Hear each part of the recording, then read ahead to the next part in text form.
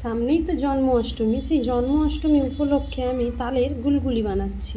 তা এখানে এলাচ থেঁতা করে নিয়েছি, আর মধ্যে এখানে দিয়েছি অল্প একটু সুজি, আতপ চালের গুঁড়ো আর ময়দা, সব একসাথে। চালের গুঁড়িটা একটু বেশি আছে, তারপরে ময়দাটা, তারপরে সুজি সামান্য আছে, দিয়ে লবণ দিয়ে ভালো করে এটা এলাচ দিয়ে ভালো করে এটা মাখিয়ে নিয়েছিলাম। এবার এর মধ্যে একটু ঘি দিয়ে দিলাম। এই যে এর মধ্যে আমি ঘি দিয়ে দিলাম।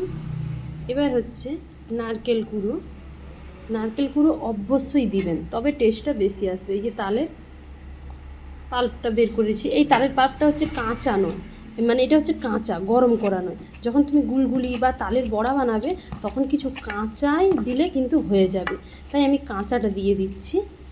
আমি এখানে আমুল দুধের প্যাকেট দেবো, আমার মনে নেই, আমি এখনই দিয়ে দিচ্ছি। এবার আমি সেই আমুল দুধের প্যাকেটটা দিয়ে দিলাম। এবার আপনি এখানে যেহেতু শুকনো এটা গুলগুলি হবে, আর একটু তালের পরিমাণ মতো বুঝে শুনে আপনারা দেবেন। এইভাবে আপনারা যদি তালের গুলগুলিটা বানিয়ে দিন না, সবাই ঠাকুরকে ভোগ দেওয়া যাবে, নিজেরাও খাবেন, ভীষণ ভালো লাগে। খুব ভালোভাবে কিন্তু এটা আগে আমি মাখিয়ে নেব। এটা আরও একটু নরম হবে, তার জন্য তালের পাল্পটা আমি আরও দিয়ে দিলাম।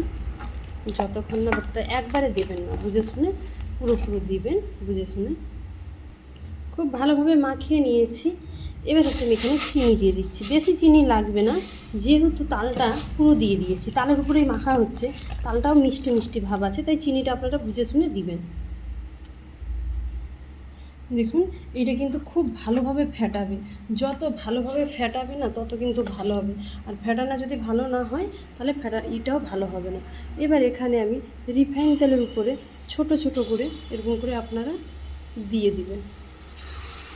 সত্যি বলতে আমি তালের বড়া বা তালের জিনিস আমি জন্মাষ্টমীর পরে খাই কৃষ্ণকে ভোগ দিয়ে, কিন্তু সত্যি বলতে না, আমার হাজব্যান্ড ও আবার চলে যাবে আর তখন থাকবে না। তার জন্য ভাবলাম যখন তাল বাজারে পেয়েছি তাকে ওটা বানিয়ে দিই। সে ভাবছিলাম তালের পুরপিঠেও খুব ভালো লাগে, কিন্তু সে বললো যে এই বড়াটা বানাও, তাই আজকে আমি বড়াটাই বানাচ্ছি।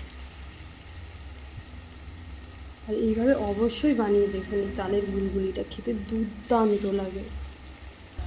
এদিকে দিয়ে দিয়েছিল, ভেজে দিয়েছিল, ভীষণ নরম তুলতুল হয় আর খুব সুন্দর হয় খেতে, খুব সফট হয়। যদি মোচমোচা করতে চান চালের গুঁড়ি তো আছে, আর আমি সত্যি বলতে আতপ চালের গুঁড়োতে করতেছি। যদি আপনাদের হাতের কাছে সিদ্ধ চাল থাকে, অনেকের কাছে তো আতপ চাল নাও থাকে, তো সিদ্ধ চালও করতে পারেন, সিদ্ধ চালের গুঁড়ি দিয়ে।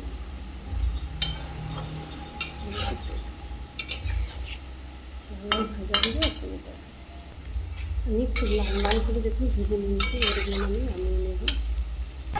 দেখুন ওগুলো তুলে আবার বসিয়ে দিয়েছি, আর এইগুলো দেখেছেন লাল লাল কি সুন্দর হয়েছে। অবশ্যই মুচমুচেও হয়েছে।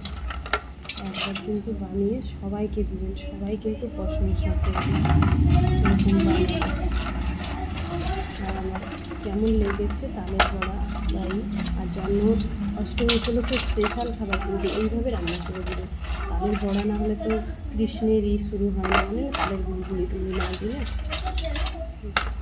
আপনারা ভালো থাকবেন, সুস্থ থাকবেন, নমস্কার।